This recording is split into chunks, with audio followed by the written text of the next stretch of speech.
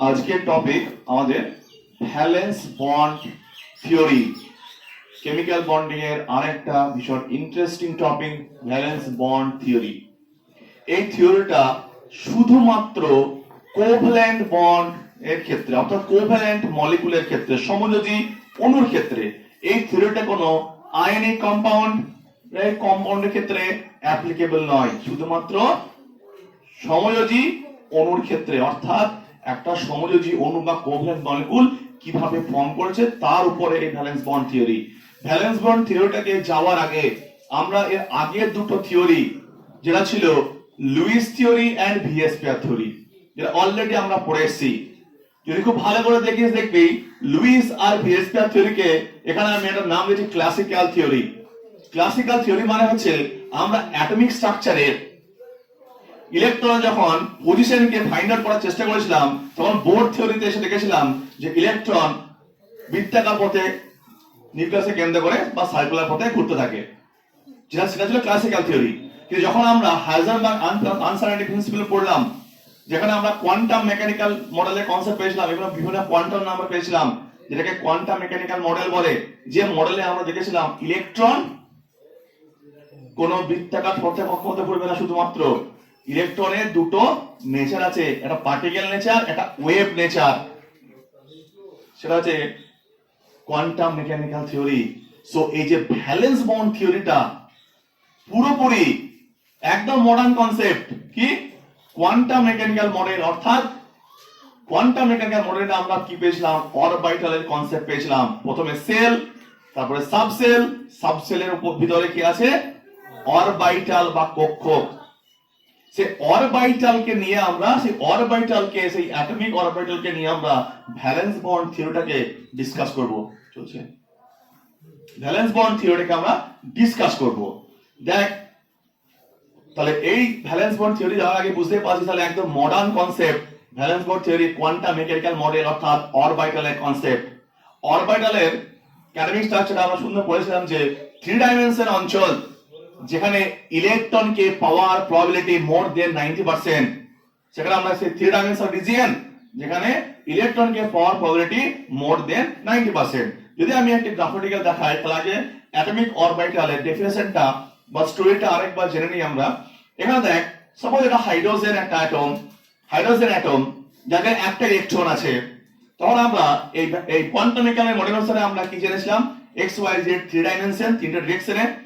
কি যদি একটা ইলেকট্রন এক্স ডিরেকশনে ঘোরে, এটা ইলেকট্রন মেবি ওয়াই ডিরেকশনে ঘুরতে পারে, মেবি জেড ডিরেকশনে ঘুরতে পারে। অর্থাৎ এই 3 ডাইমেনশন স্পেস, এই 3 ডাইমেনশন স্পেসে যে কোনো একটা পজিশনে কি ইলেকট্রন কে আমরা পেতে পারি, যার চান্স হচ্ছে মোর দেন 90%। এইটাকে যদি আমরা এটা সার্কুলার ভাবে করি এবং এইটাকে যদি আমরা ইলেকট্রন ক্লাউডের মতো ভাবি, তাহলে ইলেকট্রন কি এই কি বললাম, তাহলে ইলেকট্রন কি এই 3 ডাইমেনশন অঞ্চলে যে কোনো একটা পজিশনে আছে, হয় এই এক্স ডিরেকশনে, হয় ওয়াই ডিরেকশনে, নাহলে জেড ডিরেকশনে। এইটাকে এইভাবে মার্কিং করতে পারি কি, এটা ক্লাউড, মানে বিভিন্ন পজিশন ইলেকট্রনের, যে পজিশনকে ইলেকট্রন ক্লাউডের মতো দেখালাম। অর্থাৎ এরকম তোরা কি বিভিন্ন জায়গায় ছবিটা দেখতে পাবি, খুব কমন ছবিটা, এই ছবিটা খুব কমন ছবি। এটা ইলেকট্রনের হচ্ছে পজিশন, ফাইন্ড আউট পজিশন যেখানে ইলেকট্রন থাকতে পারে, যেটা আমরা কি নাম দিয়েছিলাম, অরবিটাল। এবং অ্যাটম বলে যদি একটা অ্যাটমের ক্ষেত্রে মেনশন করছি কি, অ্যাটমিক অরবিটাল। যেরকম হাইড্রোজেনের কথা বললাম, তার নাম কি, অ্যাটমিক অরবিটাল। তাহলে বুঝতে পারছি যে 3 ডাইমেনশন অঞ্চলে যে কোনো পজিশনে কি আছে, ইলেকট্রন আছে, যেটা আমরা এই পিকচারের মাধ্যমে দেখালাম। অর্থাৎ অ্যাটমিক অরবিটাল ডেফিনেশন কি, ত্রিমাত্রিক অঞ্চল, 3 dimension region, X Y Z, কি X Y Z 3 dimension region যেখানে ইলেকট্রনকে পাওয়ার প্রবাবিলিটি, 3 ডাইমেনশন রিজিয়ন যেখানে ইলেকট্রনকে পাওয়ার প্রবাবিলিটি মোর দেন 90%, সেটাকে আমরা কি বলবো, অ্যাটমিক অরবিটাল বা অরবিটাল। যদি অ্যাটম ইউজ করি তাহলে অ্যাটমিক অরবিটাল। তাহলে ইলেকট্রনকে পাওয়ার প্রবাবিলিটি যেখানে মোর দেন 90%, সেটাকে আমরা কি বলবো, অরবিটাল। অর্থাৎ যেখানে ইলেকট্রন অ্যাকচুয়ালি রিসাইড করে, ইলেকট্রন থাকার প্রবাবিলিটি যেখানে সবথেকে বেশি। তাহলে আমরা অরবিটালের কনসেপ্টটা, আগের কনসেপ্টটা আরেকবার দেখে নিলাম। এরপরে বোর্ডের এই পয়েন্ট দেখা যাচ্ছে,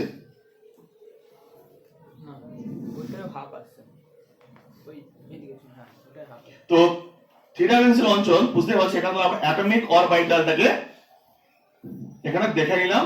তাহলে বুঝতেই পারছি, আগে যেটা বললাম যে লুইস আর ভিএসপিআর থিওরির পরিবর্তে কেন ভ্যালেন্স বন্ড থিওরি আমাদেরকে আসতে হলো, একটু এটা বলে নিই, দেন আমরা ভ্যালেন্স বন্ড থিওরিতে আসবো। লুইস থিওরির বক্তব্য যেটা ছিল, লুইস থিওরির বক্তব্য কি, লুইস থিওরিতে আমরা দেখেছিলাম যে দুটি ইলেকট্রন শেয়ারিং এর যে কনসেপ্টটা, সেটা দেখবি এইভাবে আমরা দেখাতাম। ধরো এটা এইচ, হাইড্রোজেন ইলেকট্রনের, এটা ইলেকট্রন, এ একটা শেয়ার করবে, এ একটা শেয়ার করবে, এরকম আমরা কি প্রেজেন্টেশন দেখাতাম, মনে আছে? এটা সমযোজী বন্ধন কিভাবে ফর্ম হয়। লুইস ডট স্ট্রাকচারের যেটা ড্রব্যাক ছিল, সে ড্রব্যাকটা কি, এ শুধুমাত্র একটা সমযোজী অণুকে কিভাবে প্রেজেন্ট করতে হয় শুধুমাত্র সেইটা শিখিয়েছে।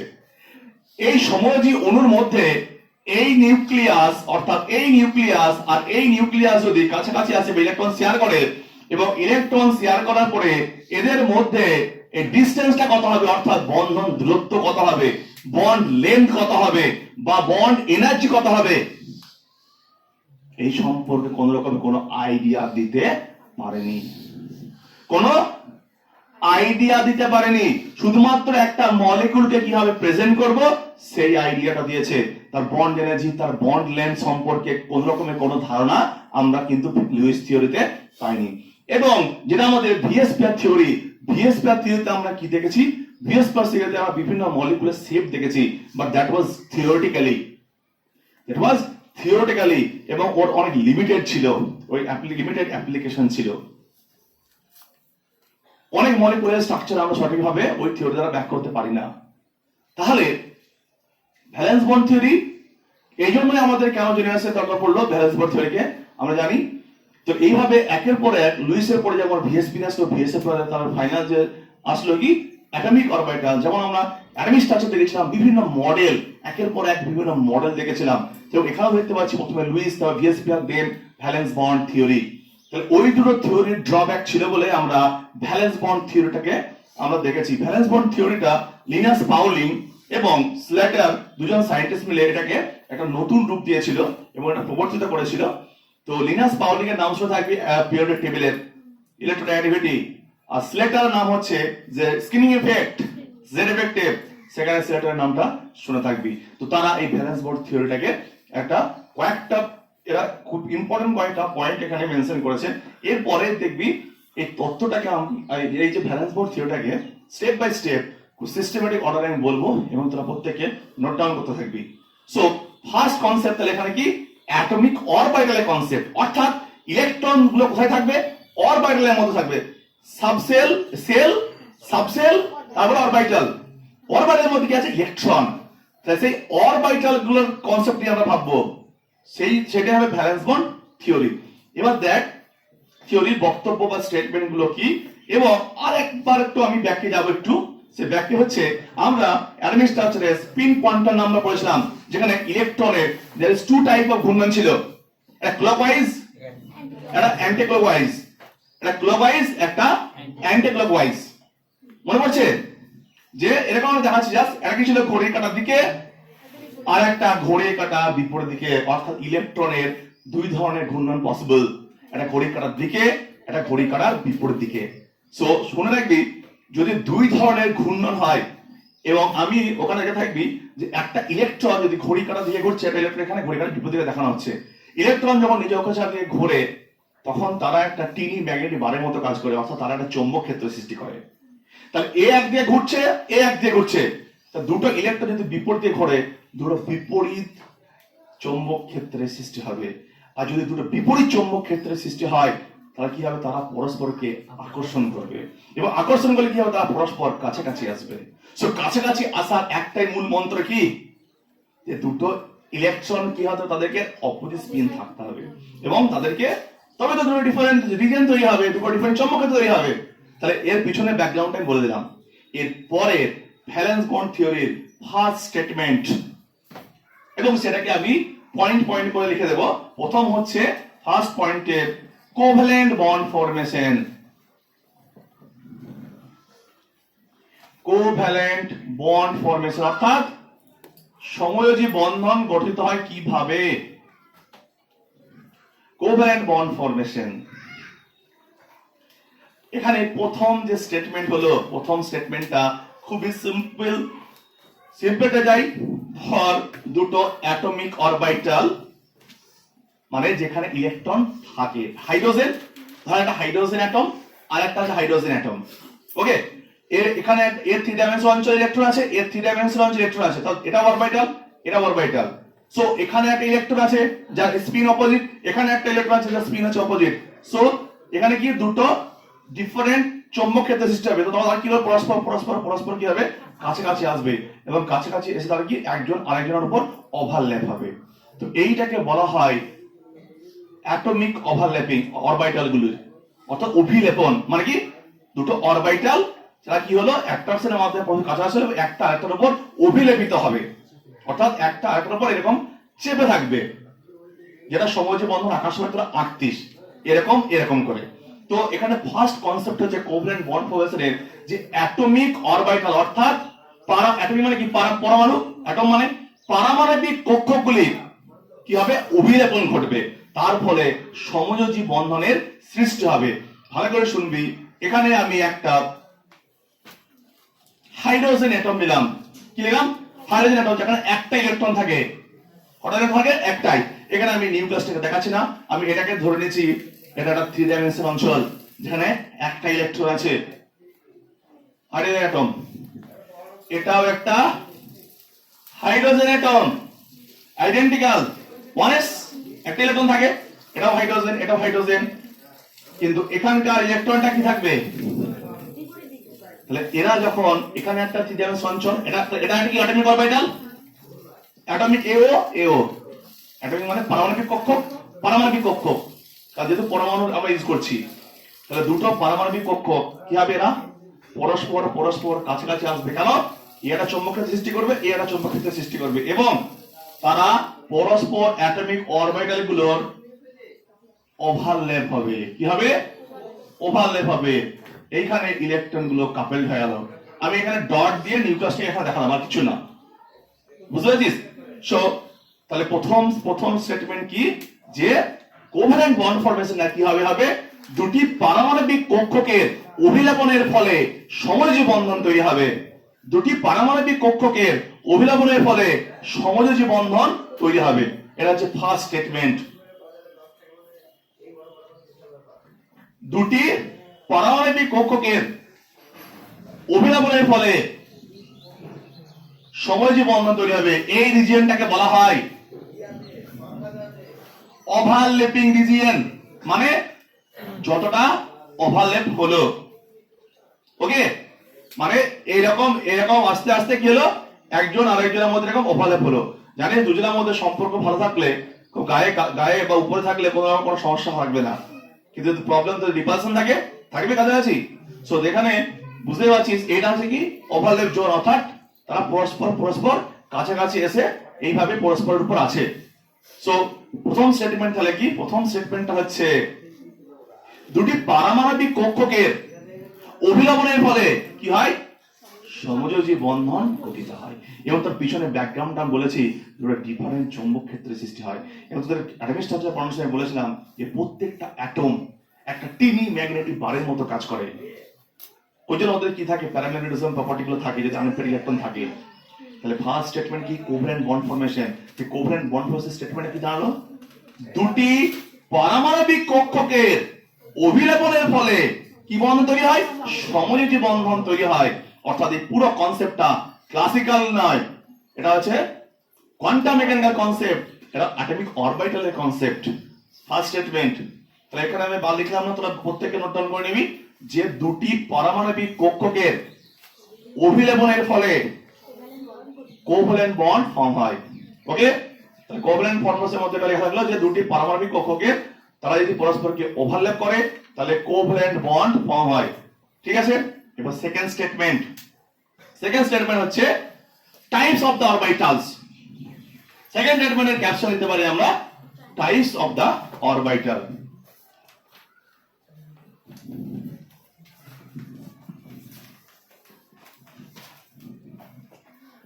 টাইপস অফ অরবিটালস, এই কথাটার মানেটা কি?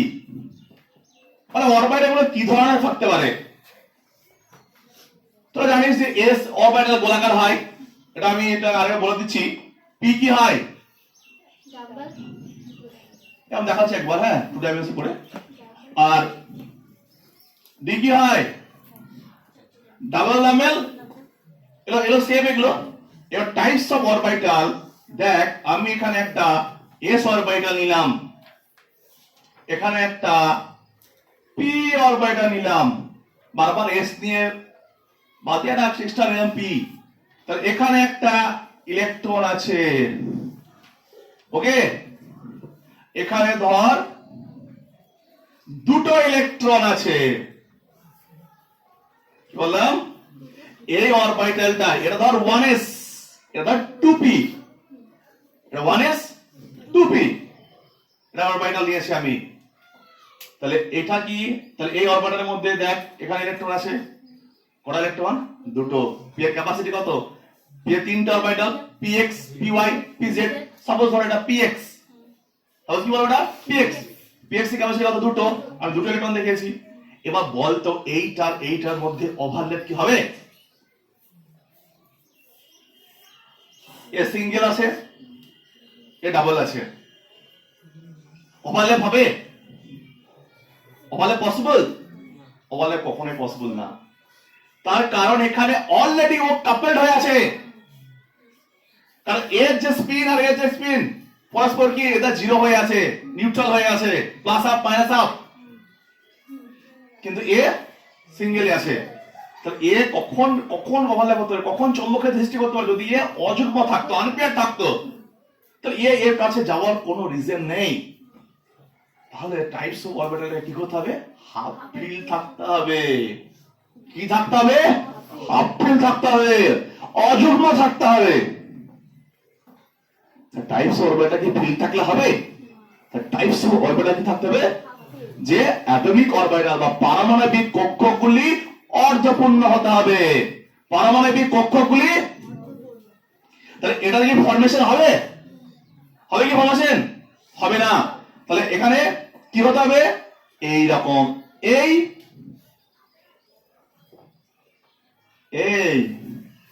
টাকা ভালো করে। এবার দেখ পিকচারটা,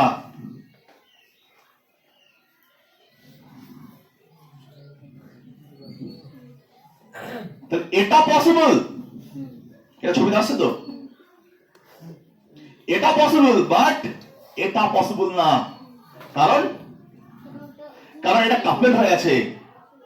তাহলে এখানে কন্ডিশনটা কি? কন্ডিশনটা হচ্ছে টাইপস অফ অরবিটাল কি হতে হবে? যে পারমাণবিক কক্ষগুলো অর্ধপূর্ণ হতে হবে। আর তা না হলে যদি অপোজিট না ঘটতো, চৌম্বকক্ষেত্র সৃষ্টি হচ্ছে না, আর না হলে কি হবে? তোর কাছে আসবে না। তাহলে বুঝতে পারছিস সেকেন্ড স্টেটমেন্টে যে অ্যাটমিক অরবিটাল, আমি এও বলবো অ্যাটমিক অরবিটাল গুলি অর্ধপূর্ণ হতে হবে, হাফ ফিল্ড, অর্ধপূর্ণ। অর তাহলে এখানে লিখে দিলাম আমি, টাইপস অফ অরবিটাল কি হতে হবে? Half field. তাহলে অ্যাটমিক অরবিটাল গুলো অর্ধপূর্ণ বা হাফ ফিল্ড হতে হবে। ছবিগুলো এঁকে দেব, ওকে?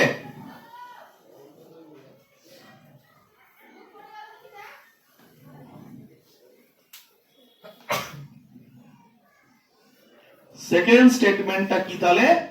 যে পারমাণবিক কক্ষগুলোকে অভিলেপন হতে হবে, তাদেরকে কি থাকতে হবে? অর্ধপূর্ণ অবস্থা থাকতে হবে। অর্থাৎ তারা যদি কাপল থাকে অলরেডি, কখনোই হতে পারে না বন্ধন। হবে কোনোদিন? একটা অরবিটালের ক্যাপাসিটি কত? দুটো ইলেকট্রন, অলরেডি সে ফিল্ড আপ হয়ে আছে, সুতরাং পসিবল না। থার্ড পয়েন্ট, যদিও থার্ড পয়েন্টটা অলরেডি আমরা ছবির মধ্যে বারবার করে নিয়েছি। থার্ড পয়েন্ট হচ্ছে স্পিন অফ দ্য ইলেকট্রনস কি হতে হবে? অপোজিট হতে হবে। যখন দুটো অ্যাটমিক অরবিটাল কাছাকাছি আসবে, স্পিন অফ দা কি হবে? ইলেকট্রন অপোজিট হতে হবে। অপোজিট বল স্পিন কোনটা নাম্বার? যদি অপোজিট না হয়, দুটো বিপরীত দিকে ঘূর্ণন হবে না, বিপরীত দিকে ঘূর্ণন না হয়, দুটো আলাদা চৌম্বকক্ষেত্র তৈরি হবে না, দুটো একই দিকে তৈরি হবে, তখন তারা কাছাকাছি আসবে না। অলরেডি তার 3 number point, spin of the electrons, অর্থাৎ ইলেকট্রনের ঘূর্ণন, ইলেকট্রনের ঘূর্ণন। 3 নম্বর পয়েন্ট তাহলে আমাদের হচ্ছে আমি ইংলিশে লিখে দিতে বাংলা লিখে নেবি স্পিন অফ দ্য ইলেকট্রনস অর্থাৎ ইলেকট্রনের ঘূর্ণন কি হবে অবশ্যই কি হবে অ্যাটমিক অরবিটাল গুলি ইলেকট্রনের যে স্পিন সেটা অপোজিট হতে হবে অর্থাৎ ছবিটা দেখে নিবি এটা অ্যাটমিক অরবিটাল হাইড্রোজেনের 1s হাইড্রোজেনের 1s একটা অরবিটাল এরকম একটা আছে এবার ধর এইরকম এটা নিলাম p বা px বা 2px তাহলে এখানে ধর এটা নিয়েছিস দুটোই সেম স্পিন তাহলে হবে তো চৌম্বক ক্ষেত্র হবে দুটো ঘূর্ণন ক্ষেত্র হবে আলাদা হবে একদম স্পিন কোয়ান্টাম নাম্বার তাহলে এইটা পসিবল নয় পসিবল কোনটা হবে যদি আমি এরকম একটা নিই আর যদি আমি এরকম একটা নিই সেটা কি হতে হবে অপোজিট স্পিন হতে হবে এবং তাহলে তাদের মধ্যে আমরা ওভারল্যাপটা দেখতে পাবো একটা আপ একটা ডাউন তো এই যে ওভারল্যাপটা হলো এটা হবে কারণ এখানে দুটো অ্যাটমিক অরবিটালের ইলেকট্রনের স্পিন অপোজিট তাহলে স্পিন অফ দা ইলেকট্রনস কি হতে হবে বোথ অরবিটালের কি হতে হবে অপোজিট তাহলে ইলেকট্রন গুলির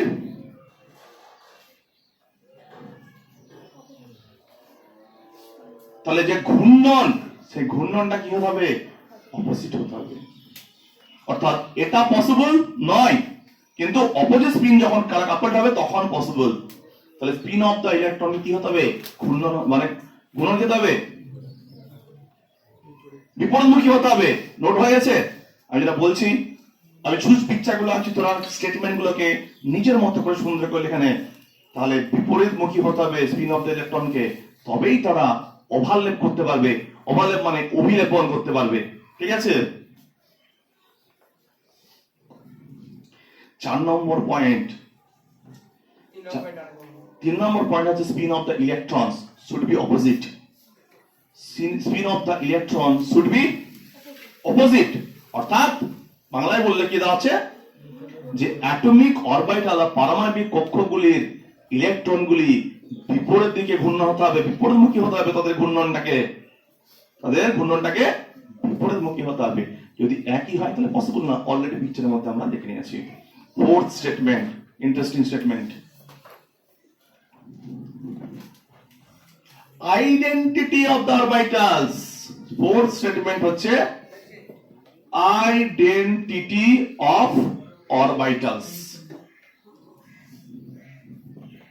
মানে কি বলতো আইডেন্টিটি মানে কি আচ্ছা তোর আইডেন্টিটি কি পরিচয় দিতে হবে তোর তুই কি মানুষ গরু না ছাগল তার একটা আইডেন্টিটি আছে তো প্রত্যেকের তো আইডেন্টিটি অফ অরবিটালস এর কথাটার মিনিংটা কি একটু শোনা আগে লিখে নি দেন ডিসকাস করব সাপোজ এইটা হচ্ছে এস অরবিটাল কি নাম এস 1s হাইড্রোজেন ধরে নিলাম 1s ধরে নিলাম ধর এবার এটা ধর p অরবিটাল ওকে এটা 1s এটা 2p এটা শেপ কি স্ফেরিক্যাল কি স্ফেরিক্যাল বা গোলাকার এটা কি ডাম্বেল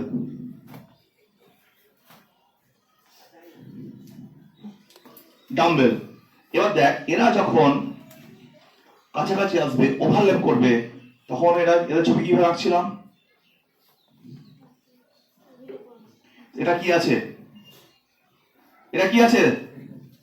স্ফেরিক্যালি আছে এটা কি আছে ডাম্বেলি আছে অর্থাৎ এখান থেকে কি বুঝতে পারলে ছবিটার মাধ্যমে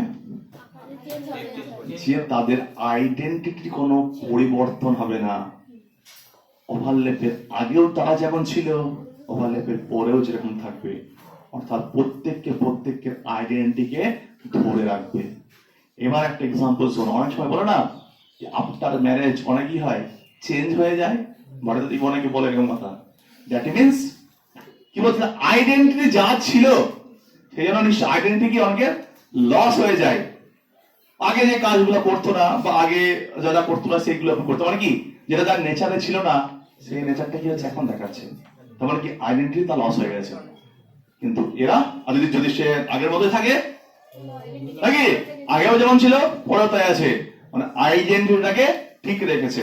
এক্স্যাক্টলি অ্যাটমিক অরবিটাল গুলো যখন তারা পরস্পর কাছাকাছি আসবে এবং তারা পরস্পর যখন ওভারল্যাপ হবে, তাদের আগে যে আইডেন্টিটি ছিল পরে যে আইডেন্টিটি কি থাকবে, সেম থাকবে। অর্থাৎ তারা প্রত্যেককে নিজস্ব আইডেন্টিটিকে ধরে রেখেছে। না চলছে। 4 নম্বর পয়েন্ট, খুব ইজি পয়েন্ট, কি তাহলে সেফ থেকে বুঝে যাবো। ওকে, তো এখানে একটা কথা বলি, যদিও পরে আমরা ক্লাসে বলবো। এইখানে তোরা লিখবি যখন এরা আলাদা আলাদা অ্যাটমিক অরবিটালে থাকে তখন তারা হাই এনার্জিতে থাকে। ওকে, জানিস যখন কোন একটা বন্ধন গঠিত হবে বা ওভারল্যাপ হবে, একটা সুন্দর সম্পর্ক যখন তৈরি হবে, তখন নিশ্চয়ই কি হবে, সেই এনার্জিটা কম হবে, সেটা বেশি স্টেবলের দিকে যাবে।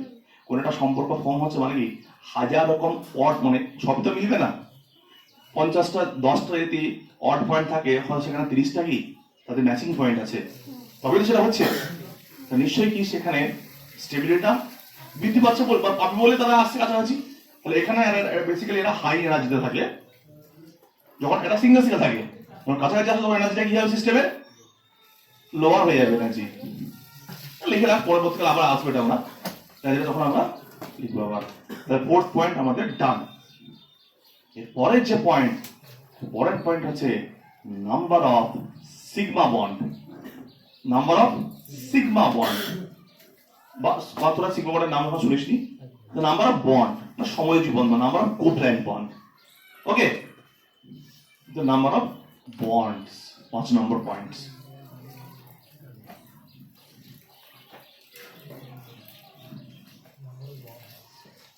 Number of bonds, এর ভাব স্বাভাবিক, যদি একটা অযুগ্ম ইলেকট্রন থাকে দুটোর মধ্যে তাহলে একটা বন্ড তৈরি হবে, যদি দুটো অযুগ্ম ইলেকট্রন থাকে, আনপেয়ার ইলেকট্রন থাকে, তাহলে দুটো হবে, তিনটে থাকলে তিনটে, আনপেয়ার ইলেকট্রন থাকলে তিনটে বন্ড হবে, চারটে থাকলে চারটে হবে।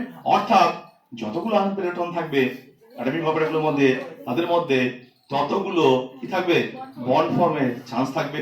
তারপর বুঝতে পারছিস যে যদি ওয়ান আনপেয়ার ইলেকট্রন থাকে, ওয়ান আনপেয়ার ইলেকট্রন, তাহলে কি হবে, one bond, one covalent bond. একইভাবে যদি টু থাকে, টু কোভ্যালেন্ট বন্ড। এরকম করতে করতে যদি তিনটে আনপেয়ার ইলেকট্রন থাকে, কি হবে, তিনটে বন্ড ফর্ম করবে।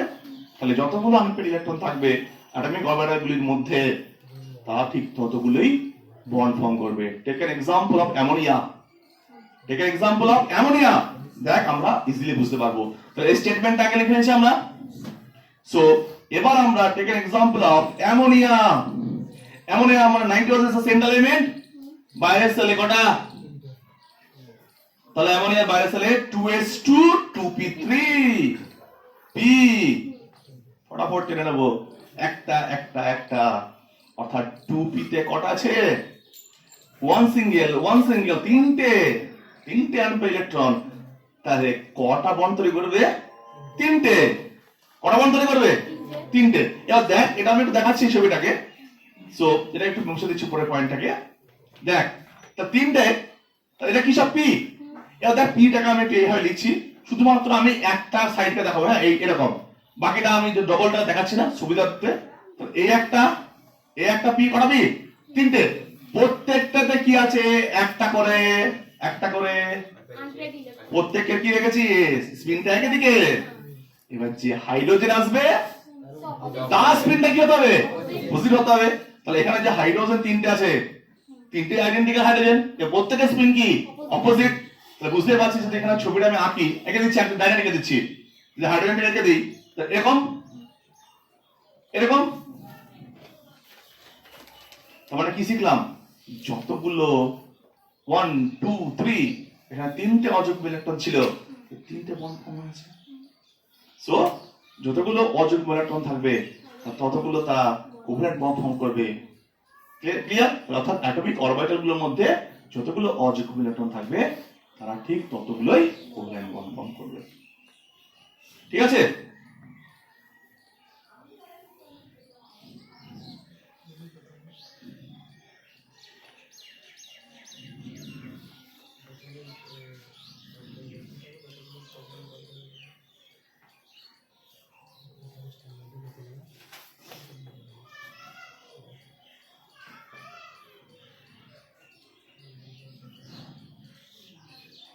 এর পরের যে স্টেটমেন্ট, পরের স্টেটমেন্টটা হচ্ছে এই পাঁচ নম্বর স্টেটমেন্ট হয়ে গেছে 5 পয়েন্ট। 6 নম্বর যে পয়েন্ট,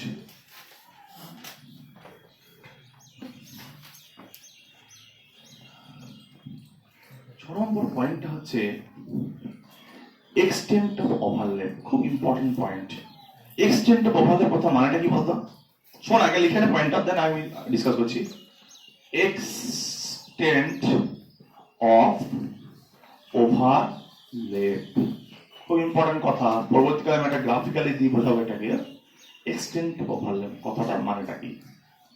এক্সটেন্ট অফ কথাটার মানেটা হচ্ছে, শোন আগে, ধর এটা একটা অ্যাটমিক অরবিটাল।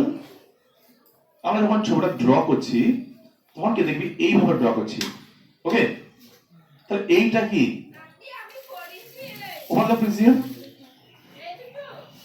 এটা ধর এ, এটা ধর বি।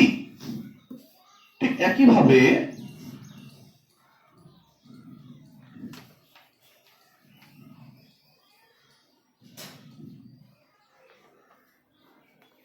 এ বি, মানে দেখ এখান থেকে তো এটা ওভারল্যাপ বেশি।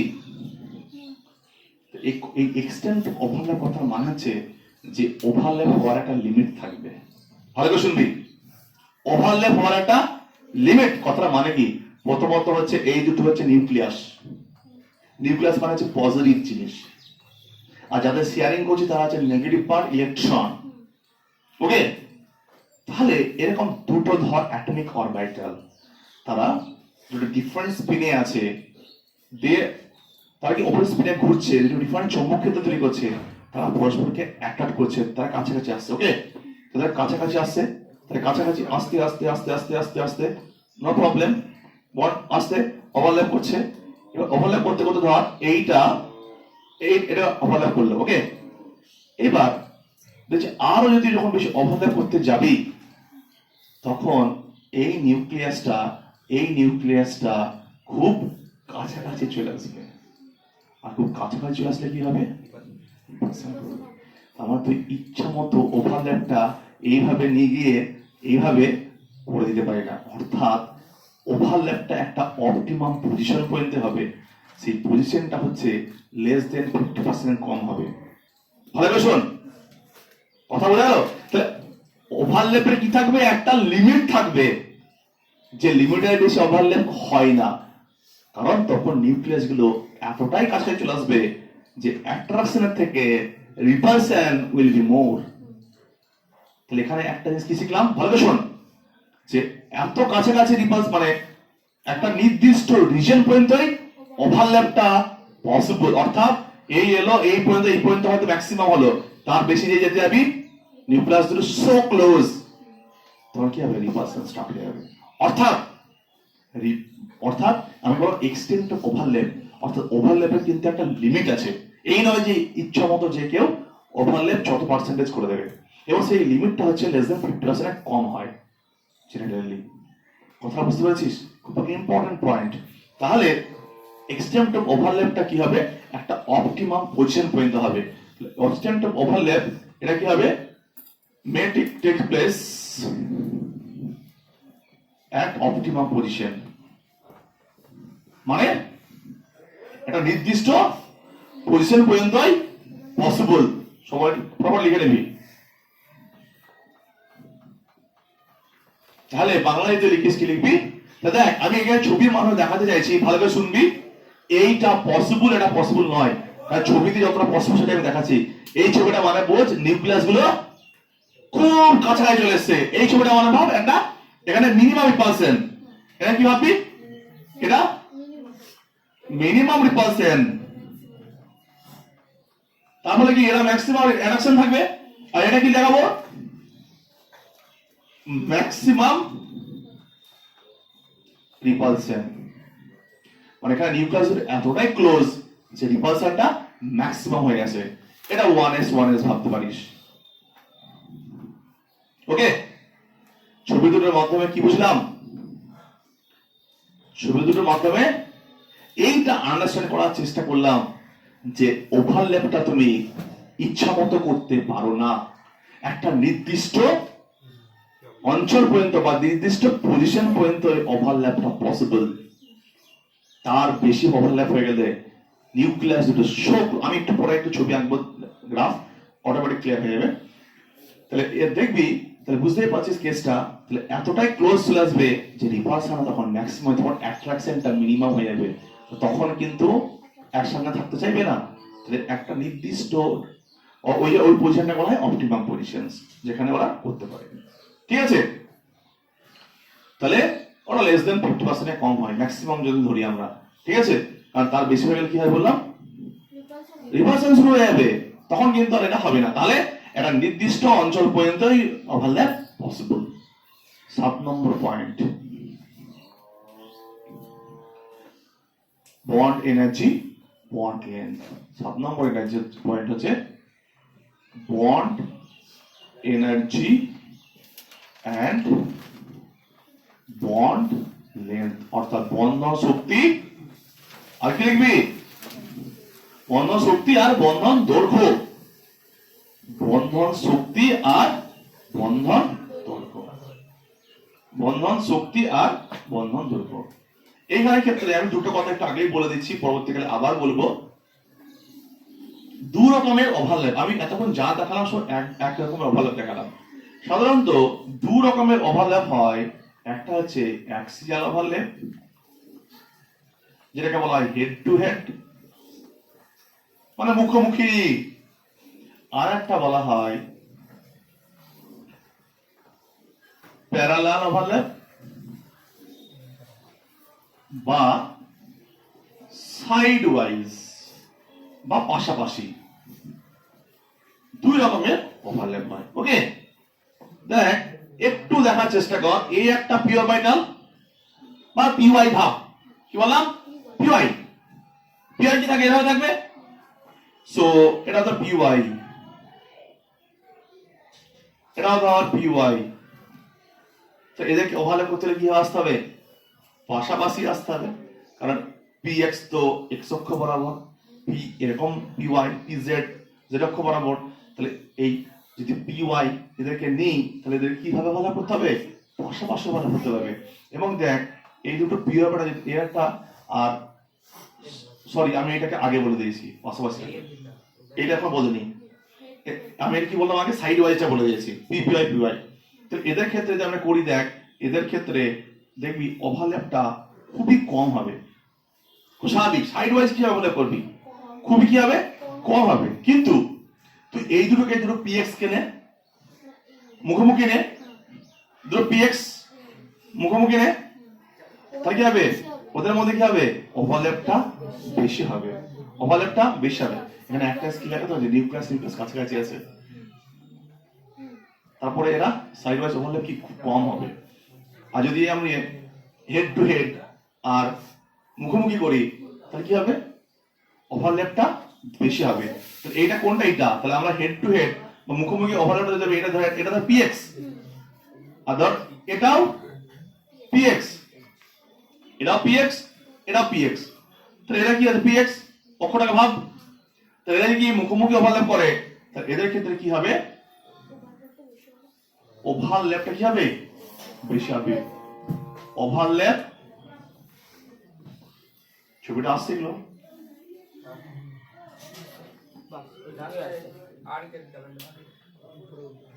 তাহলে পিএক্স পিএক্স যদি ওভারল্যাপ করে কি আসবে এরকম, তাহলে এর ক্ষেত্রে ওভারল্যাপ রিজিয়নটা কি হবে, বেশি হবে, আর এর ক্ষেত্রে ওভারল্যাপ রিজিয়নটা কম হবে। এবার দুটো এক্সাম্পল শোন, দুটো লরি, ওকে, এই আসলো, এরকম করে অ্যাক্সিডেন্ট হয়, ধাক্কা লাগে, বেশি ক্ষয়ক্ষতি হবে, বেশি ঢুকবে না, দুটো পাশাপাশি আসলো, কোনটা বেশি ধাক্কা, বেশি ক্ষয়ক্ষতি হবে, সামনা সামনে।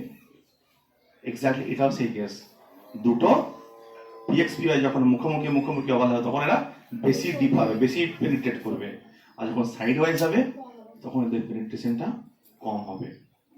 তাহলে দুই ধরনের ওভারল্যাপের কথা কিন্তু আমি বলে দিলাম, একটু পরে আবার ডিটেইলস আসবো।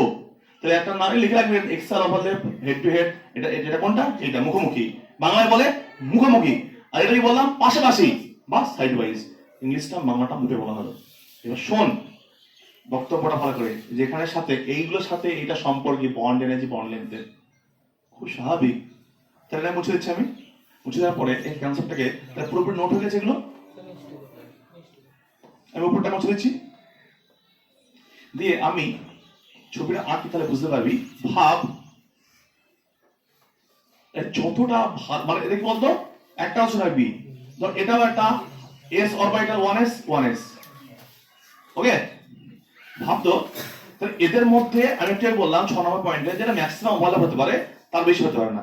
তো এরা যে ম্যাক্সিমাম ওভারল্যাপ যার ক্ষেত্রে হবে, তারা কি খুব কাছাকাছি চলে আসবে, বুঝতে পারিস? তাহলে ওদের মধ্যে কি বন্ড লেন্থটা কি ছোট হবে, অর্থাৎ এক্সটেন্ডেড ওভারল্যাপ যত বেশি হবে, তাদের বন্ধন দৈর্ঘ্য তত ছোট হবে। আর বন্ধন দৈর্ঘ্য যত ছোট হবে, সেই বন্ধনটা তত বেশি শক্তিশালী হবে। স্ট্রেংথ কি হবে, কারণ তারা মোর অ্যাট্রাকশনে কাছাকাছি আছে। ভালো বলছি। 6 নম্বর পয়েন্টে একটা ডিসক্লেমার আছে। ডিসক্লেমারটা কি, যে একটা নির্দিষ্ট পোর্শনে বেশি তুমি যেতে পারো না, কিন্তু ধর একজন ধর সেই নির্দিষ্ট হাইয়েস্ট লেভেল আছে 40%, তাহলে একজন হয়তো 40% ওভারল্যাপ করলো, আর একজন 30% ওভারল্যাপ করলো, ওভারল্যাপটা কার বেশি? 40% এর ওভারল্যাপটা বেশি। ধর এটা 40% ওভারল্যাপ করেছে, তাহলে 40% ওভারল্যাপ করা মানে কি, ধর এইটা 40%, তাহলে কি বেশি কাছাকাছি আছে, তো অ্যাট্রাকশন তো বেশি। অ্যাট্রাকশন বেশি মানে কি খুব কাছাকাছি, তাহলে বন্ধন দৈর্ঘ্যটা ছোট হবে। বন্ধন দৈর্ঘ্য ছোট হবে, কিন্তু বন্ধন শক্তিটা কি হবে, প্রচুর বেশি হবে, কারণ স্ট্রেংথ কি হবে, প্রচুর হাই হবে। তাহলে বুঝতে পারছিস, এইটা যদি আমি বলি এর ওভারল্যাপ পড়ছে সব থেকে বেশি, তাহলে এখানে নিউক্লিয়াস দুটো কি আছে খুব কাছাকাছি, মানে যেখানে ম্যাক্সিমাম অ্যাট্রাকশন এখানে, এবার ধর এখানে একটা কেস হলো ওভারল্যাপটা কম হলো, তাহলে কি এটা তো দূরে হয়ে গেল। দূরে মানে কি বন্ধন দূরত্ব বেড়ে গেল, আর বন্ধন দূরত্ব বেড়ে মানে কি অ্যাট্রাকশনটা কম। অ্যাট্রাকশনটা কম মানে কি বন্ড এনার্জি কম, বন্ধনকে ভাঙতে কম শক্তি লাগবে। এখান থেকে কি শিখলাম 7 নম্বর পয়েন্ট থেকে, যে ওভারল্যাপ যত বেশি হবে, বন্ধন শক্তি তত বেশি হবে। অর্থাৎ এখানে 6 একটা কথা লিখবো, বন্ধন শক্তি directly proportional to overlap of atomic orbital বা পারমাণবিক কক্ষগুলির। একটা কথা লিখে রাখ, পারমাণবিক কক্ষগুলির অভিলেপন মাত্রা যত বৃদ্ধি পাবে, বন্ধন শক্তি তত বৃদ্ধি পাবে, কিন্তু বন্ধন দৈর্ঘ্য তত কম হবে। লিখে রাখ। তাহলে পয়েন্টটা কি দাঁড়ালো, পারমাণবিক কক্ষগুলির অভিলেপন, পারমাণবিক কক্ষগুলির অভিলেপন, পারমাণবিক কক্ষগুলির অভিলেপন যত বেশি হবে, বন্ধন শক্তি তত বেশি হবে, এবং বন্ধন দৈর্ঘ্য কি হবে, ছোট হবে, কারণ তারা কি আছে কাছাকাছি চলে আসছে।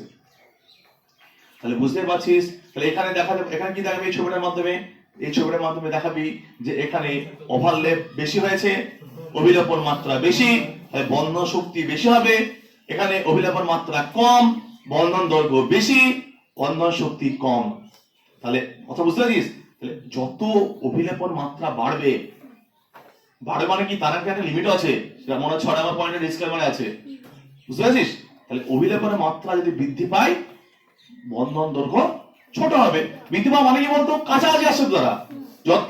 একটা এরকম হলে হলো, আর একজন কি আরেকটু ভিতরে গেল, তাহলে কি এই দুটোর মধ্যে ডিসটেন্স কমে গেল, দুটো নিউক্লিয়াসের মধ্যে ডিসটেন্স কমে যাওয়া মানেটা কি, বন্ধন দৈর্ঘ্যটা ছোট হয়ে গেল। আর বন্ধন দৈর্ঘ্য ছোট হয়ে গেল মানে বন্ধন, আর দেখ যত কাছাকাছি আছে আমার কি হাই অ্যাট্রাকশন আছে, আমার কি বন্ডটা স্ট্রেংথ বেড়ে গেল। বন্ডটা স্ট্রেংথ বেড়ে মানে কি বন্ধনটাকে ভাঙতে বেশি শক্তি লাগবে। তাহলে এখানে আমি একটা পয়েন্ট লিখতে পারি, এই ছবিগুলো হয়ে গেছে। তাই এটাকে দেখলে কি বন্ড লেন্থ কি হবে, ছোট হবে, এর বন্ড লেন্থ কি হবে, বেশি হবে। তাহলে এখানে যদি বলি, তাহলে এটার ক্ষেত্রে বন্ড লেন্থ কি হবে, ছোট হবে, আর বন্ড এনার্জি, তাহলে বন্ড এটা ছোট হবে আর বন্ড এনার্জি বেশি হবে। এর ক্ষেত্রে উল্টো, বন্ড লেন্থ বেশি হবে আর বন্ড এনার্জি কম হবে। ঠিক আছে, পিকচারটার মাধ্যমে। সুতরাং এখানে একটা কথা লাস্ট পয়েন্ট লিখে দিচ্ছি, যে এক্সটেন্ট অফ ওভারল্যাপ, অর্থাৎ এক্সটেন্ট অফ ওভারল্যাপ, অর্থাৎ ওভারল্যাপ যত বেশি হবে, overlap directly proportional to bond energy, কি বললাম, bond energy, but inversely proportional to bond length, but inversely proportional to bond length or বন্ধন দৈর্ঘ্য। কোনো অসুবিধা নেই, ঠিক আছে। এবার দেখ টোটাল থিওরিটাকে টু দা সামেটিভ করলে কি দাঁড়াচ্ছে, খুব দু তিনটি পয়েন্ট অ্যাকচুয়ালি, আমি সেটাকে টু দা শর্ট করে করে এতটা বড় পাড়িয়ে দিলাম, এবং তোরা যখন টেক্সট বুকে পড়বি কোনো আর অসুবিধা হবে না। কিন্তু এটা না বললে একটা পয়েন্টটা বুঝতে পারতিস না, কারণ ওখানে যে টার্মগুলো যে কথাগুলো লেখা আছে কথাগুলো একটা বুঝতে পারছি না যদি আমি এটা স্টেপ বাই স্টেপ এবার সিস্টেমেটিক অর্ডারে না বলতাম। দেখ তাহলে এটা এই পিকচারটা সব ড্র হয়ে আছে প্রত্যেকে, ক্লিয়ার। এরপরে আমি তাহলে ওই পুরো থিওরিটাকে যদি আমি দাঁড় করাই তাহলে কি দাঁড়াচ্ছে দেখ পুরো থিওরিটা, একটু শোন। আমি একটু প্রথমেই বলেছিলাম যে ভ্যালেন্স বন্ড তত্ত্বের দরকার কি ছিল, কারণ লুইস শুধুমাত্র প্রেজেন্টেশন শিখিয়েছে, পি স্কয়ার শুধুমাত্র থিওরিটিক্যালি শেপ কি হতে পারে সেটা বলেছে। ভ্যালেন্স বন্ড থিওরি আমাদেরকে কি আইডিয়া দেবে, ভ্যালেন্স বন্ড থিওরি আমাদেরকে এই ইনফরমেশনটা দিতে সক্ষম হয়েছে যে বন্ড লেন্থ কত হবে, বন্ড এনার্জি কত হবে, অ্যাকচুয়াল শেপ কি হবে। এইটাকে যদি আমি একদম টু দা শর্ট বলি, এই থিওরিটাকে আমি একটা নাম দিতে পারি, এই নামটা হচ্ছে দেখ বিগ বস থিওরি। এক কথায় ভ্যালেন্স বন্ড থিওরি মানে কি বললাম, এক কথায় ভ্যালেন্স বন্ড থিওরিটাকে একটা লাইনে আমি এটাকে প্রেজেন্ট করে দিতে পারি, সেই প্রেজেন্ট হচ্ছে big boss theory. Big boss theory মানে কি, এই থিওরিটা আমাকে কি বলবে, এই থিওরিটা আমাকে বন্ড এনার্জি কথা বলবে। কি কথা বলবে, বন্ড এনার্জি। এই থিওরিটা আমাকে কি কথা বলবে, বন্ড লেন্থের কথা বলবে। এই থিওরিটা আমাকে কি বলবে, ওভারল্যাপিং অফ অরবিটালের কথা বলবে, ওভারল্যাপিং অফ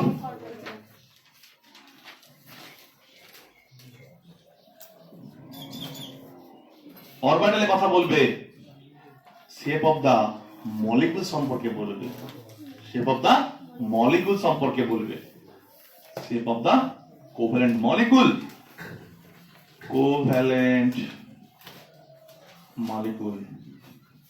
কি দাও তাহলে, ওভারল্যাপিং অ্যাটমিক অরবিটাল, হ্যাঁ ওভারল্যাপিং অরবিটাল। তাহলে বিগ বস থিওরি এক কথায় ভ্যালেন্স বন্ড থিওরি মানে কত মিনিট হলো,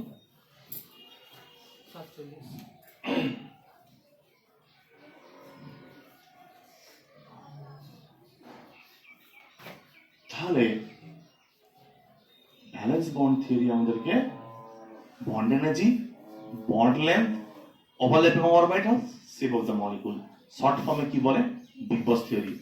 মনে থাকবে, মনে থাকবে। এই চারটের কথা আমাকে শেখালো ভ্যালেন্স বন্ড থিওরি। আবার টু দা সামেটিভ করলে প্রথমেই আবার বলি, তাহলে প্রথম পর্বটা কি, প্রথম কনসেপ্ট কি এই থিওরির, যে দুটো পারমাণবিক কক্ষক যাদের মধ্যে অযুগ্ম ইলেকট্রন আছে এবং যাদের ঘূর্ণন অপোজিট, একদম ফার্স্ট পিকচার যেটা ড্র করেছিলাম, ফার্স্ট পিকচারের মধ্যে তিনটে স্টেটমেন্ট আগে থেকেই বলা হয়ে গেছে। প্রথম যে ছবিটা এঁকেছিলাম সেই প্রথম ছবিটার মধ্যে তিনটে স্টেটমেন্ট আগে থেকেই বলা আছে। কি স্টেটমেন্ট, দুটো অ্যাটমিক অরবিটাল তার অপোজিট স্পিনে আছে এবং তারা হাফ ফিল অবস্থায় আছে। একটা ছবির মধ্যে তিনটে স্টেটমেন্ট আগে থেকেই বলা আছে, যে প্রথমে অ্যাটমিক অরবিটাল গুলোর মধ্যে তারা পরস্পর কাছাকাছি আসবে, কাছাকাছি আসতে গেলে দুটো কন্ডিশন, তাদেরকে অপোজিট স্পিনে থাকতে হবে এবং তাদেরকে হাফ ফিল থাকতে হবে, এবং তারা দুটো বিপরীত ম্যাগনেটিক ফিল্ড তৈরি করবে এবং তারা পরস্পরকে অ্যাট্রাকশনের মাধ্যমে তাদের কাছাকাছি আসবে এবং কোভ্যালেন্ট বন্ড তৈরি করবে। সো তিনটে স্টেটমেন্ট আগে থেকে হয়ে আছে প্রথম ছবির মধ্যে, হাফ ফিল থাকতে হবে, অযুগ্ম থাকতে হবে, স্পিনটা অপোজিট হতে হবে।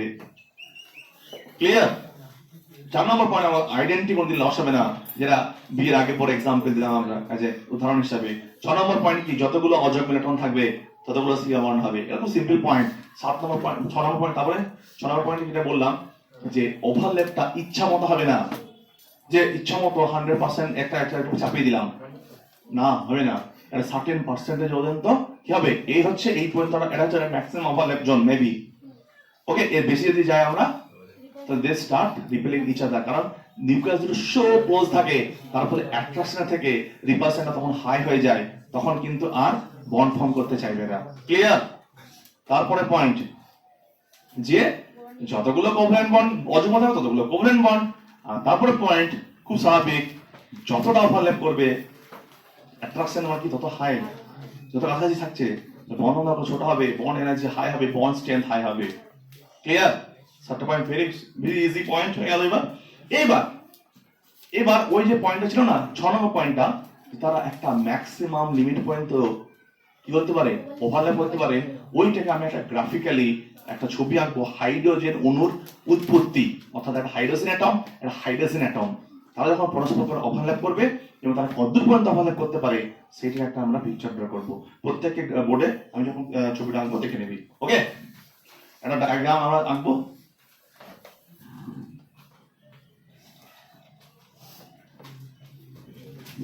প্রথমত আগে আমি একটা গ্রাফ আঁকে টেনে নিই। ওকে, এই পর্যন্ত দেখা যাচ্ছে।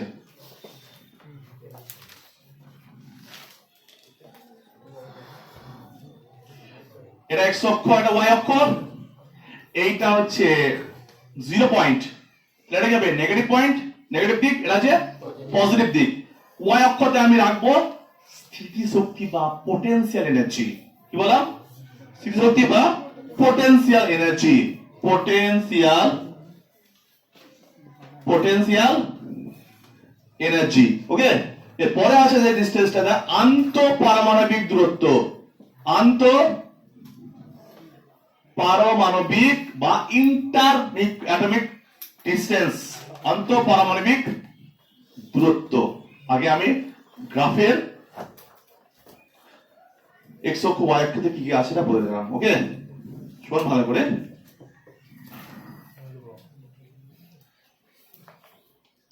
এবার ভাব, এটা একটা, ভালো শুনবি, আমি একটা ছবি আঁকছি, এটা নিউক্লিয়াস, ইলেকট্রন এখানে একটা আছে, এটা ই এ নাম দে, এটা বি অ্যাটম, এটা নিউক্লিয়াস, এটা আছে তাহলে এর ইলেকট্রন আছে, এই ইলেকট্রনটার নাম কি দিলাম? ইবি। কি নাম দিলাম? ইবি।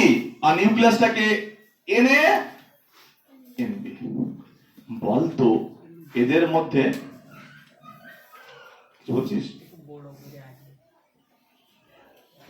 এদের মধ্যে দেখ, এই একটা নিউক্লিয়াস, এই একটা হাইড্রোজেনের নিউক্লিয়াস। ওকে, অ্যাটম, ওদের বাইরে একটা ইলেকট্রন আছে, একটা, এই একটা, এর নাম এ, এর নাম বি, এটা এনএ, এটা এনবি।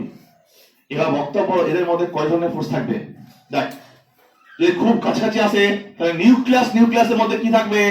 Repulsion force. যেটা রিপালশন ফোর্স এর ভোকাল লাইন দেখাচ্ছি আমি। তো দেখ, এটা বাস্তব তো, তাই তো?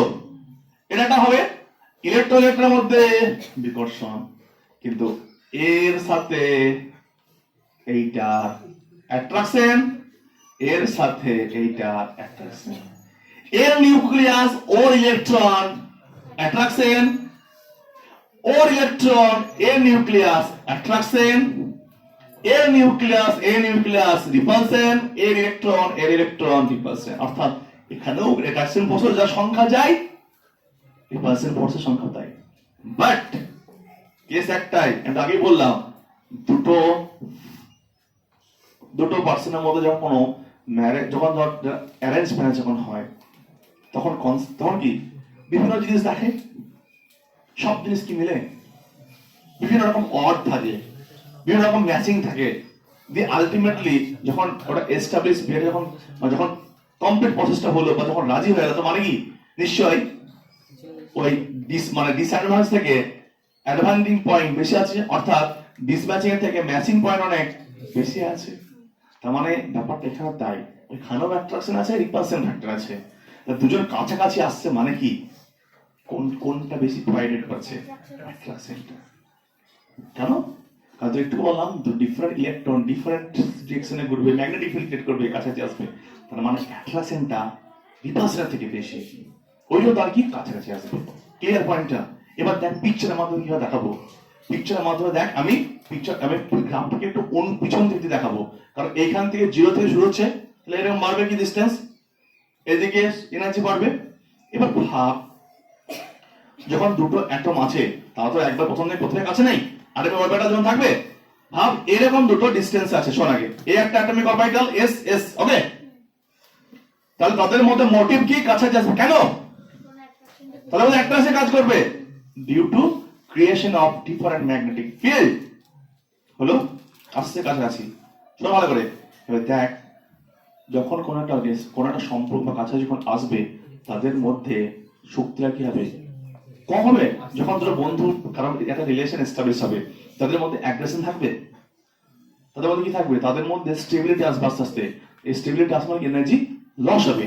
আগে তারা ধর হাই এনার্জিতে ছিল, ভালো শোন, যত কাছে আসছে, আমার হাতটা দেখি ভালো করে, এরকম দুটো আছে এরকম, ওকে, তাহলে এরকম আছে, তাহলে আস্তে আস্তে যত কাছে আসছে আমার হাতটা নিচের দিকে নামছে, যত কাছে আসছে তত নিচের দিকে নামছে, যত কাছে আসছে নিচের দিকে নামছে, যত কাছে আসছে নিচের দিকে নামছে, দিয়ে আস্তে আস্তে তারা এরকম পজিশনে চলে আসলো। ওকে, এটা হচ্ছে। এবার এরপরে যখন আমি এটাকে আরো নিয়ে যাচ্ছি, কি হচ্ছে? তখন কিন্তু উল্টো কেস হয়ে গেল। তখন রিপালশনটা এত বেশি হতে শুরু করলো, এনার্জিটা হাই হতে শুরু করলো। তার মানে কেসটা কি? যে একটা নির্দিষ্ট দূরত্ব পর্যন্তই ওভারল্যাপ করতে পারবো বা কাছাকাছি নিয়ে যেতে পারবো। তার বেশি কাছাকাছি নিয়ে গেলে there is a two type of force, one kind of attraction force, one kind of repulsion force. First এর দিকে attraction force high, একটা সার্টেন ডিসটেন্স পর্যন্ত যখন ক্রস করে যাব তখন রিপালশন ফ্যাক্টর হাই, আর যখন রিপালশন হাই হবে এনার্জি হাই হয়ে যাবে। এবার ভাব, তাহলে ভালো বোঝ, আমি যে দেখালাম এইভাবে ছিল, আস্তে আস্তে করতে করতে এনার্জি কমছে, কমতে কমতে কমতে কমতে কমতে কমতে এইখানে যখন আছে তখন সব থেকে স্টেবল পজিশন, তাহলে বন্ডটা কিন্তু এখানেই ফর্ম হবে। কারণ কি, সব থেকে মিনিমাম এনার্জি এখন কি হবে? এটাই কি হবে? বলতো এই ডিস্টেন্সটা কি, এখান থেকে এই ডিস্টেন্স কি বন্ড লেন্থ, আর এখান থেকে ওই উপর থেকে নিচে থেকে নাম দেওয়ার কি বন্ড এনার্জি বা বন্ড বন্ধন শক্তি। এবার দেখ পিকচারটা ভালো করে, তাহলে আমি এই দিক থেকে দুটো অ্যাটমকে নিয়ে আসছি। ওকে, এই দিক থেকে দুটো, আমাকে ডাক্তার দেখিয়ে দিই, তারপর পরে বুঝতে পারবি। প্রথম দিকে ওরা এখান থেকে দুজন, ধর এইখানে এইখানে একজন আছে, এইখানে একজন আছে। ওকে, আস্তে আস্তে কি করবো আমরা এদেরকে কাছে, এইটা আমি এটাকে আগে ছুটে কিনে, হ্যাঁ দেখ, এরা এভাবে আঁকছি, মানে এরা হচ্ছে অনেক দূরে আছে। এবার এদেরকে আস্তে আস্তে কি কাছাকাছি যত আনছি, এদের মধ্যে কি বললাম, তাহলে এরা দেখ আরো কাছে আসছে। ওকে, আস্তে আস্তে আস্তে আস্তে আস্তে আস্তে যখন নিয়ে আসছে এদেরকে, তখন এনার্জি কি একদম, এরা কি যখন অভাবে পড়ে গেল ধর, তখন এনার্জিটা একদম মিনিমাম। কিন্তু এর পরে যখন আরো কাছে এটা কারণ নিয়ে যাবি, শক্তি বাড়তে শুরু করলো, তাহলে আমরা কি এই দিকটা নেবো? আমরা কোনটা নেবো? যেখানে এনার্জি একদম মিনিমাম, দুইয়ের মধ্যে ডিফারেন্সেস একদম মিনিমাম, যেখানে অ্যাট্রাকশনটা হাই, তো সেই পয়েন্টটাকে চুজ করবো আমরা।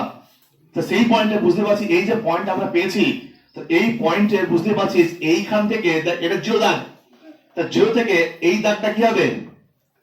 এই দাগটা এটা হবে বন্ড লেন্থ আর আন্তঃপারমাণবিক দূরত্ব। এইখান থেকে এইটা হচ্ছে বন্ধন দূরত্ব, আর এইখান থেকে এইটা হচ্ছে বন্ধন শক্তি। কারণ এটা কি গ্রাফ, এটা কি গ্রাফ? Energy graph. এই দিকটা কি ওয়াই অক্ষে কি আছে? Potential energy. তো এইখান থেকে এটা কি দেখতে পারলি? এখান থেকে এটা কি দেখছিস? বন্ধন এনার্জি। ভালো করে দেখে থাকিস। তো এখান থেকে এটা বন্ধন এনার্জি, আর এইখান থেকে এটা হচ্ছে বন্ধন দূরত্ব। হাইড্রোজেন অ্যাটমের ক্ষেত্রে দেখানো আছে, দেখ 74 পিকোমিটার এই ডিসটেন্সটা, কত? 74 পিকোমিটার। আর এইখানে দেখ 435.8 কিলো জুল পার মোল। অর্থাৎ এক্সপেরিমেন্টালি আমরা এইভাবে ভ্যালেন্স বন্ড তত্ত্বের মাধ্যমে কি করতে পারবো? Bond energy, bond length connect করতে পারবো, যেটা কি বললাম big boss theory, valence bond theory থেকে। তাহলে এইভাবে আমরা হাইড্রোজেন অণুর উৎপত্তির ব্যাখ্যাটা পেলাম গ্রাফিক্যালি। তো এইভাবে কি তাহলে এক্সপেরিমেন্টাল আমরা কি করতে পারি? হাইড্রোজেন অণুর বন্ধন দৈর্ঘ্য এবং তার বন্ধন শক্তি ভ্যালেন্স বন্ড থিওরির মাধ্যমে গ্রাফিক্যালি এখানে দেখলাম যে বার করা পসিবল। সো এইখান থেকে এই ডিসটেন্স হলো 74 পিকোমিটার হাইড্রোজেনের ক্ষেত্রে নোন। এটা হচ্ছে বন্ধন এনার্জি, আর এটা পোটেনশিয়াল এনার্জি গ্রাফ। তো ওয়াই অক্ষে কি আছে? এনার্জি। তাহলে এখান থেকে যাচ্ছে মানে কি, ওটা শক্তি, আর এক্স অফ কি আছে, দূরত্ব, তাহলে ওটাই তো বন্ড লেন্থ। ঠিক আছে, সো এইভাবে কিন্তু আমরা হাইড্রোজেন অণুর উৎপত্তিটাকে দেখতে পাই। ওকে,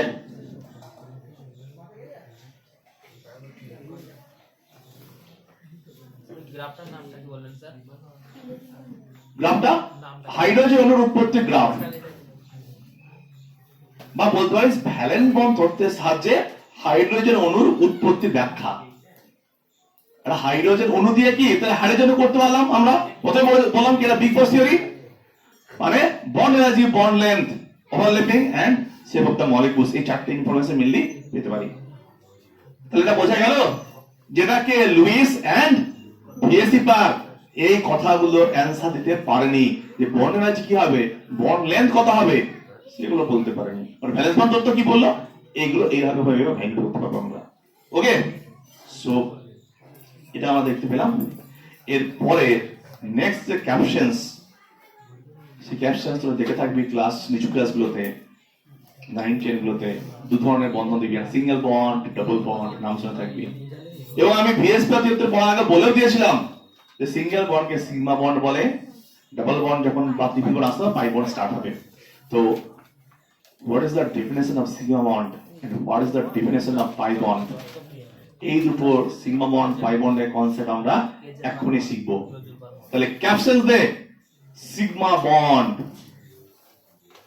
কি বললাম, সিগমা বন্ড, ক্যাপশন কি দিবি, সিগমা বন্ড।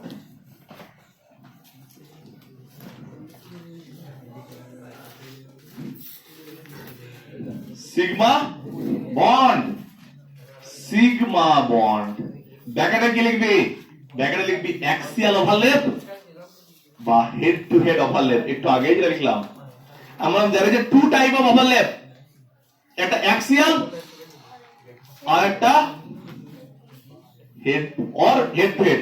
অ্যাক্সিয়াল যা হেড, আরে অ্যাক্সিয়াল মানে এই রকম, এক্স এক্সিয়াল মানে এক্স অক্ষ বরাবর ভাব, হেড টু হেড মানেও একই মুখোমুখি, আর প্যারালাল মানেও যা, সাইড ওয়াইজ মানেও তাই, বা বাংলা কথায় পাশাপাশি।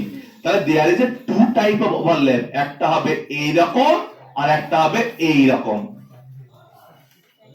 এই রকম ভাবে যে বন্ড ফর্ম হবে সেটার নাম সিগমা, এরকম ভাবে যে বন্ড ফর্ম হবে সেটার নাম পাই। খুব সিম্পল ডেফিনেশন, তাহলে কি, দুটি পারমাণবিক কক্ষকের মুখোমুখি অভিলেপনের ফলে বা অ্যাক্সিয়াল বা অক্ষ বরাবর অভিলেপনের ফলে যে বন্ধন তৈরি হয় সেটার নাম হচ্ছে সিগমা বন্ড। অর্থাৎ দেখে নেয় ভালো করে, ভাব এটা একটা সিগমা, এটা একটা ধর পি অক্ষ, এটা ধর পি এক্স, কি বললাম, কি এটা পি এক্স। এবার দেখ এটাও একটা px, একই রকম আইডেন্টিক্যাল px, তাহলে এটা px অরবিটাল, এটা px অরবিটাল, এদের কি বরাবর অভিলম্ব আসবে না, এটা কিভাবে আসবে, হেড টু হেড, অর্থাৎ মুখোমুখি, অর্থাৎ x অক্ষ বরাবর। তাহলে x অক্ষ বরাবর মানে কি, এরকম x y z, তো এই অক্ষ বরাবর আসবে দুটো, তা দুটো যখন এই অক্ষ বরাবর আসবে তখন কি হবে, তখন এইভাবে ওভারল্যাপ করবে, ওরা এইভাবে ওভারল্যাপ করবে, এইভাবে ওভারল্যাপ করবে, এইভাবে যে বন্ডটা তৈরি হলো সেই বন্ডটার নাম কি, সিগমা বন্ড। ডেফিনেশন কি, দুটি পারমাণবিক কক্ষক, দুটি পারমাণবিক কক্ষক, ভালো করে শোন, দুটি পারমাণবিক কক্ষক মুখোমুখি অভিলেপনের ফলে, দুটি পারমাণবিক কক্ষক মুখোমুখি অভিলেপনের ফলে যে বন্ধন তৈরি করে তাকে কি বলে, সিগমা বন্ধন। তাই কি বলে, সিগমা বন্ধন। ভালো করে শুনে, তাই কি বলে, সিগমা বন্ধন। ভালো করে শুনবি পরের তিনটে পয়েন্ট। তাহলে একটা ডেফিনেশন কি বললাম, ডেফিনেশনটা খুবই সিম্পল, পরীক্ষায় আসে বোর্ড এক্সামে। যে সিগমা বন্ধন কাকে বলে? খুবই সিম্পল, দুটি পারমাণবিক কক্ষক এক্স অক্ষ বরাবর অভিলাপনের ফলে যে বন্ধনী করে সেই বন্ধনের নাম হচ্ছে সিগমা বন্ধন। এবার এখানে দেখো আমি দুটো পি পি ইউজ করেছি। আমরা এস অরবিটাল নাম শুনেছি, পি অরবিটাল নাম শুনেছি, ডি অরবিটাল নাম শুনেছি, এফ অরবিটাল নাম শুনেছি। কত ভাবে ওভারল্যাপ হলে এস আছে, পি আছে, ভাব এস এস হতে পারে, এস পি আসতে পারে, পি পি আসতে পারে, ডি পি আসতে পারে। তাহলে এরকম প্লেন্টি অপশন হতে পারে, অনেক অপশন হতে পারে সিগমা বন্ড ফরমেশনের। সিগমা ফরমেশনের অনেক অপশন হতে পারে, বাট আজকে আমরা তিনটে পয়েন্ট ডিসকাশন করব। আজকে তিনটে পয়েন্ট ডিসকাশন করব এবং আমাদের মেল নিতে বলে রাখি ওভারল্যাপের এখানে এস এস মানে এস এর সাথে পি, এইগুলো এই দুটি মেন। ওকে,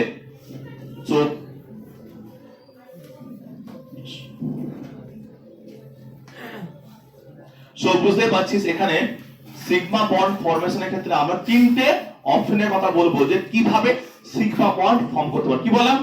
সিগমা বন্ড ফর্ম করার ক্ষেত্রে আমরা তিনটে পথকে চুজ করব। ফার্স্ট পাথ হচ্ছে এস অরবিটাল ওভারল্যাপ। কি orbital? S orbital S S overlap বলে এটাকে, এস অরবিটাল ওভারল্যাপ। তাহলে আমি দুটো অ্যাটমিক অরবিটাল নেব যেটা অলরেডি আগে আমাদের হয়ে গেছে, 1s হাইড্রোজেন নেই, হাইড্রোজেন এ একটা অরবিটাল, এ একটা হাইড্রোজেন নে, এ একটা অরবিটাল।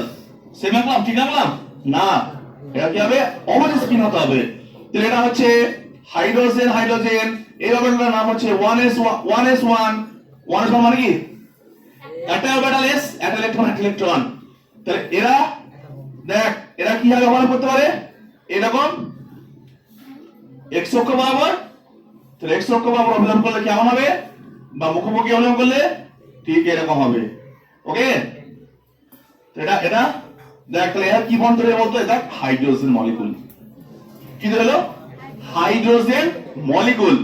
এর পরের যে কেস নোট ডাউন হয়েছে না? এর পরের যে কেস, সেই কেসটা হচ্ছে এসপি ওভারল্যাপ। এর পরে যে কেসটা কি? তো একটা কেস করলাম এসএস ওভারল্যাপ, দ্বিতীয় কেস যেটা আমরা করব সেটা হচ্ছে সিগমা বন্ড ফরমেশনের এসপি ওভারল্যাপ। কিন্তু আমাদের মাথায় কি রাখতে বলতো? এক্স অক্ষ বরাবর বা মুখোমুখি। ডেফিনেশন কি বলেছে? ভাব পি এর তো এক্স অক্ষ আছে, পি এর তো ওয়াই আছে, পি এর তো জেড আছে। আমি এটা নেব? আমি এটা নেব? কোনটা নেব আমি? যে অক্ষ বরাবর আছে সেটাকে নেব। এটা নেওয়া যাবে না? এটা নেওয়া যাবে না? কোনটা চুজ করতে হবে? পি এর 3 টাইপস অফ অরবিটাল আছে, px py pz। তো ইচ্ছা মতো চুজ করতে পারবি না, কারণ আমার ডিফারেন্সে বলা আছে x অক্ষ বরাবর বা অ্যাক্সেল বরাবর বা হেড টু হেড। তাহলে এইটা হচ্ছে আমার একটা s আর একটা p নেব। সাপোজ ভাব h এর মলিকুল। তো h এর মলিকুল কি আছে? হাইড্রোজেন আছে। উদাহরণ কি? p block element. ফ্লোরিনের বাইরে কি আছে? 2p5, এখানে অযুগ্ম ইলেকট্রন আছে। তাহলে আমি একটা হাইড্রোজেন নিতে পারি, একটা ফ্লোরিনকে নিতে পারি। তাহলে একটা s অরবিটাল, একটা p অরবিটাল। তাহলে একটা s অরবিটাল নিলাম, একটা p 2px নাম দিলাম এটাকে। ওকে, x অক্ষ আছে বলে। সো এটা হচ্ছে ভাব px অরবিটালে একটা ইলেকট্রন আছে, ভাব এটা হাইড্রোজেন, ভাব এটা ফ্লোরিন। তো এদের মধ্যে যে ওভারল্যাপটা হবে এটা আর এখন দরকার নেই। সো এই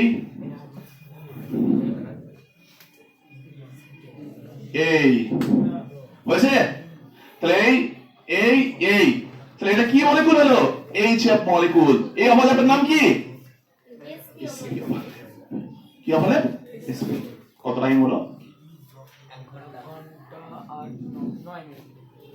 এটা হলো এইচএফ। ঠিক 3 নম্বর যে কেসটা সেটা হবে পিপি ওভারল্যাপ। কি ওভারল্যাপ? পিপি ওভারল্যাপ। পিপি ওভারল্যাপ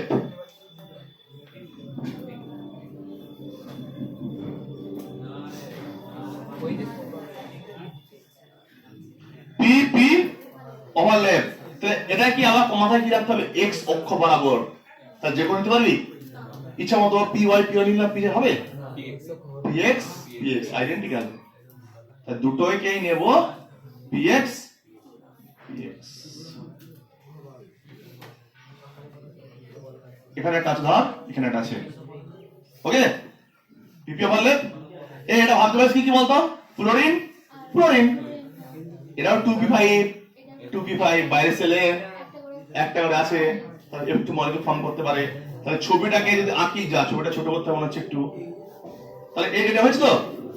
তাহলে এটা যদি এভাবে আঁকা হয়, তাহলে ছবিটা দেখ, আমি একটু ছোট হয়ে যাবে ছবিটা, আগে একটু আঁকা হয়েছে তো। তাহলে এদের মধ্যে যদি ওভারল্যাপ করা হয়, তাহলে এদের ওভারল্যাপ জোনটা কোনটা হবে? আমি উপরে রেখে দিলাম এদের ওভারল্যাপ জোনটা, এই এই ওকে।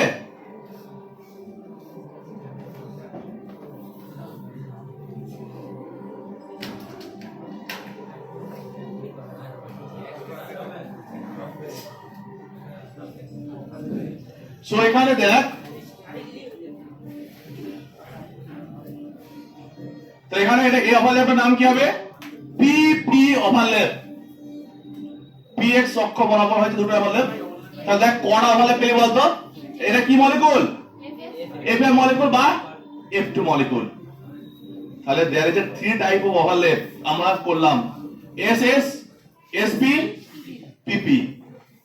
এবার বলতো নেক্সট কোশ্চেন্স, কোন ওভারল্যাপটা সবথেকে বেশি হবে? SS হয়েছে একটা, SP হয়েছে একটা, PP, কোন ওভারল্যাপ বেশি হবে? ভালো করে ভাব, যে যেটা PP ওভারল্যাপ সেখানে সবথেকে পিপিটা বেশি হবে। কারণ হচ্ছে পি এর শেপটা কেমন? ডাম্বেল আকার, মাথাটা এরকম ছোটালো আছে। মাথা যদি বেশি ছোটালো থাকে, যখন ওভারল্যাপ করবে ভালো করে ভাব, তখন পেনিট্রেটটা বেশি করবে, ভিতরে বেশি ঢুকবে। আর যদি দুটোই গোলাকার হয়, যদি দুটোই গোলাকার হয়, পেনিট্রেটটা বেশি হবে। এইটা হচ্ছে সেন্স। দুটো কি মুখ ম্যাক্সিমাম ইলেকট্রোডেন্সিটি কোন দিকে? একদম মাথার দিকে। পিয়ার কি? আর এস তো সিমেট্রিক্যাল। তা দুটো যখন এরকম ওভারল্যাপ করে পিয়ার, এর ক্ষেত্রে কি বলতো? বেশি পেনিট্রেট করবে, আর এস এর ক্ষেত্রে পেনিট্রেশনটা কম হবে। তাহলে সবথেকে ভালো ওভারল্যাপ কার হবে? পিপি। বা একটা সিম্পল এক্সাম্পল ধর, ছুরি, মুখটা সুচল আছে, ছুরি উপর থেকে নিচে কাঠার উপরে গেঁথে যাবে, কিন্তু এটা বল এক্স্যাক্টলি এরকম। এক্সাম্পলটা বুঝতে পারছিস? তাহলে মুখ যত ছোচালো হবে, সে কি হবে? ওভারল্যাপটা বা ভিতরটায় বেশি ঢুকবে। খুব সিম্পল এটা, যেহেতু শেপটা এরকম, সেই জন্য সব থেকে ওভারল্যাপ রিজন কার বেশি? তাহলে পিপি, অর্থাৎ ভালো ভাবতো, তাহলে পিপি ওভারল্যাপের ফলে যাতে সিগমা বন্ড তৈরি হবে, সেই সিগমা বন্ডটা সব থেকে ছোট হবে, এবং তার লেন্থটা সব থেকে ছোট হবে, তার স্ট্রেংথ সব থেকে ছোট হবে, বেশি হবে, এবং তার এনার্জি সব থেকে বেশি হবে। তাহলে বলতে পারি যে এসএস এর পিপি বন্ধনের ফলে যে বন্ধনটা তৈরি, সিগমা বন্ড তৈরি হবে, তার স্ট্রেংথ সব থেকে বেশি, তারপরে এসপি, তারপরে এসএস। অর্থাৎ এর ফলে যে সিগমা বন্ড তৈরি হবে, সেই সিগমা বন্ডটা সব থেকে বেশি স্ট্রং হবে, এবং তার স্ট্রেংথ সব থেকে বেশি হবে, তার লেন্থ সব থেকে ছোট হবে। এই তিনটের মধ্যে মাথায় ঢুকলো? তাহলে পিপি অভিলেপনের ফলে যে সিগমা বন্ড ফর্ম করলো, সেই সিগমা বন্ডটা কি হবে? সব থেকে স্ট্রংগেস্ট হবে, বিকজ 6th লতে পড়েছি আমরা, অভিলেপন মাত্রা যত বৃদ্ধি হবে 7th লতে, তার স্ট্রেংথ যত বেশি হবে, তার শক্তি যত বেশি হবে, তার লেন্থ তত ছোট হবে।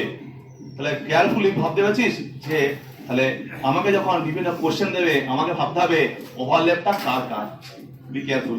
ওকে, সো আমার সিগমা বন্ড কমপ্লিট হয়ে গেল, এবং বিভিন্ন এক্সামে এখন পর্যন্ত যা পড়লি, একটাই কোশ্চেনের ম্যাক্সিমাম কোশ্চেন যেটা বারবার জিজ্ঞেস করে, সেটা হচ্ছে এই কোশ্চেনটা। এতক্ষণ যা শিখলাম জাস্ট ফাউন্ডেশনস, যা শিখলাম থিওরিটাকে কভার আপ করার জন্য, পরবর্তী স্টেপটাকে আগে নেওয়ার জন্য। এখান থেকে একটাই কোশ্চেন আছে এমসিকিউ। কোশ্চেনটা কোনটা? এই কোশ্চেনটা। কতগুলো বোঝার পরে এইটা হচ্ছে কোশ্চেন, যে PP is greater than SP is greater than SS. Clear? The last bond, pi bond, কি bond? Pi bond. আচ্ছা বলতো পাই বন্ডের কেসটা কি বললাম, সাইড ওয়াইজ বা পাশাপাশি বা প্যারালালি পাই বন্ড। সো পাই বন্ডটা দেখ খুব ইন্টারেস্টিং। পাই বন্ডে কি মুখোমুখি নিয়ে আসবো, কি আসবো, পাশাপাশি। এরও নিউক্লিয়াস আছে, নিউক্লিয়াস আছে, পাশাপাশি ভালো অবস্থা হবে। তার পাশাপাশি কাকে করতে পারবো, একটা এস আর একটা পি পাশাপাশি করতে পারবি বলে না, পসিবল না। তাহলে তাহলে পাশাপাশি ওভারল্যাপ করতে কাকে লাগবে, পি পি কে লাগবে। কোন কোনগুলো, bx PX, PI PZ PZ এটা করতে পারবো, পিআই পি করতে পারি, পিজেড পিজেড করতে পারি, কারণ ওটা কি প্যারালালি থাকে। তাহলে আমরা সাধারণত এইভাবে পরিচিত, আমরা দেখি এটাকে এক্স বলি, এটাকে ওয়াই বলি, এটাকে জেড বলি, কিন্তু যখন টেক্সট বুকে পড়বি ওরা কিন্তু ইচ্ছা মতো চেঞ্জ করতে পারে, এটাকে ওরা জেড বলতে পারে। কিন্তু আমি কি শিখেছি, যেটা আমরা ছোটবেলা থেকে পড়ে আসি, এটা এক্স, এটা ওয়াই, এটা জেড, সেজন্য আমরা এইটাকে চলে আসি। পিএক্স মানে কোনটা, এটা, পিআই মানে এটা, জেড মানে থ্রি ডাইমেনশন যেটা সেটা। সো পাই বন্ড মানে তাহলে কি পিএক্স কিন্তু আউট, বাকিগুলো। তাহলে আমি পাই বন্ড ফরমেশনের ডেফিনেশন কি, যে দুটো পিওয়াই পিও বা দুটো পারমাণবিক কক্ষকের পাশাপাশি অভিলেপনের ফলে যে বন্ধন তৈরি হয় সেই বন্ধনটার নামই হচ্ছে পাই বন্ড। এই ডেফিনেশন লিখতে পেরেছিস তো, পাশাপাশি দুটি পারমাণবিক কক্ষকের অভিলেপনের ফলে, দুটি পারমাণবিক কক্ষকের পাশাপাশি অভিলেপনের ফলে যে বন্ধন তৈরি হয় সেই বন্ধনটার নাম হচ্ছে পাই বন্ড।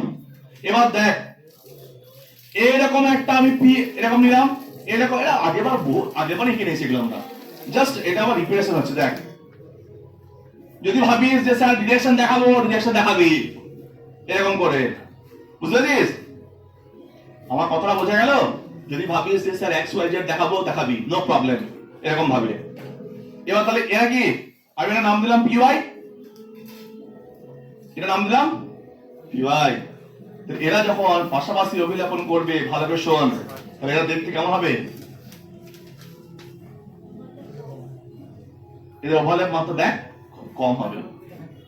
ওভারল্যাপের মাত্রা যদি কম হয় কি হবে, যে বন্ডটা ফর্ম করবে সেই বন্ডটা কি শক্তিশালী হবে, সেই বন্ডটা কি স্ট্রেংথ বেশি হবে, লেন্থ। তাহলে তাহলে যদি কেউ জিজ্ঞেস করে আচ্ছা একটা সিগমা বন্ড বেশি শক্তিশালী না একটা উইক বন্ড, এই পাই বন্ড, অবশ্যই sigma bond is more stable than pi bond, এবং the strength of sigma bond is greater than strength of pi bond.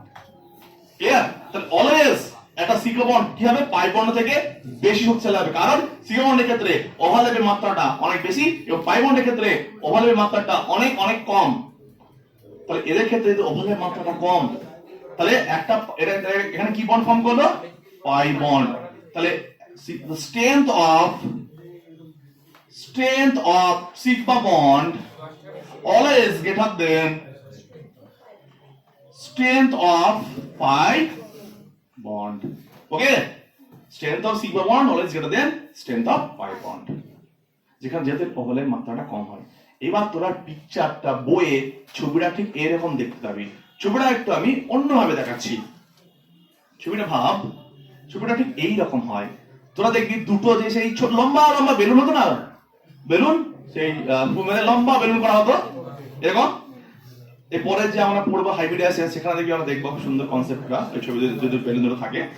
So দুটো বেলুন তো এরকম দেখ, এরকম পরস্পর প্যারালালি আছে, ওই লম্বা দুটো বেলুন। এবার ওই লম্বা দুটো বেলুনের এই মাথাটা এই মাথাটাকে বেঁধে দে, আর এই মাথাটাকে এই মাথাটাকে বেঁধে দে, তাহলে বলতে এটা এইরকম হয়ে যাবে। তো এক্স্যাক্টলি দেখ এই পিটা অ্যাকচুয়ালি কেমন দেখতে, ভালো করে ভাব। নিউক্লিয়াস কি হবে, কাছাকাছি আছে, মানে এরা কি করবে, আমার হাতটাকে ভাববি দুটো এরকম আছে, এটা ভাবে ভাব নিউক্লিয়াস। তা এ যত এ কি হবে, সবসময় এ দিকে যাবে, আর এখানে অপোজিট স্পিন কি হবে, কাছাকাছি আসবে। তা এ দিকে যাবে, এর কাছাকাছি হবে, পেন্ট হবে। এর মানে এইখানে একটা অযুগ্ম ইলেকট্রন ভাব, এখানে একটা, ওকে। দেখ ছবিটা দেখবি এরকম অ্যাকচুয়ালি।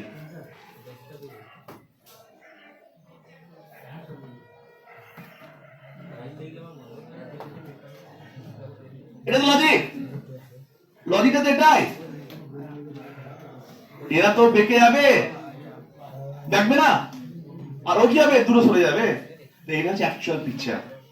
তাহলে ও বেন্ট হয়ে যাবে, আর বেন্ট হয়ে মাঝে মানে বুঝতে পারছিস ওভারল্যাপটা ভালো হবে না, জোর দবস্তি যে ওভারল্যাপ হয়ে গেছে, বুঝতে পারছিস?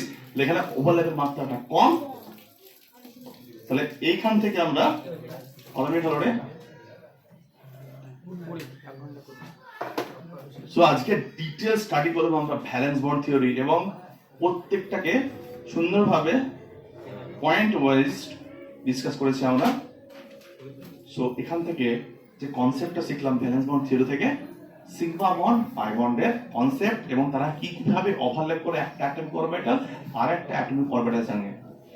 সো ফাইনালি আমি কনক্লুড করছি এখানে যে ভ্যালেন্স বন্ড থিওরি থেকে আমরা একটা কোভ্যালেন্ট মলিকুলের বন্ধন দৈর্ঘ্য, বন্ধন শক্তি, overlap region and shape of the molecule, যেটা তাদের ব্যাখ্যা পেলাম আমরা, যেটা হাইড্রোজেন অণুর গ্রাফিক্যাল ডায়াগ্রাম দিয়ে আমরা দেখিয়েছি। ঠিক আছে, এরপরে নেক্সট পার্ট যেটা আমরা দেখবো নেক্সট ক্লাসে, সেটা হাইব্রিডাইজেশন। কি বললাম? হাইব্রিডাইজেশন। এটা পড়তে গেলে এই কনসেপ্টগুলো লাগবে। সো লাস্ট ডোজ যেটা বলে, লাস্ট ডোজ এটাই, এখান থেকে শেখার একটাই মূল মন্ত্র, যে sigma bond, the strength of sigma bond is greater than strength of pi bond. মনে রাখবি যখন অর্গানিক কেমিস্ট্রি পড়তে যাবো তখন এই কথা লাগবে। ঠিক আছে, আজ এই পর্যন্ত থাকলো।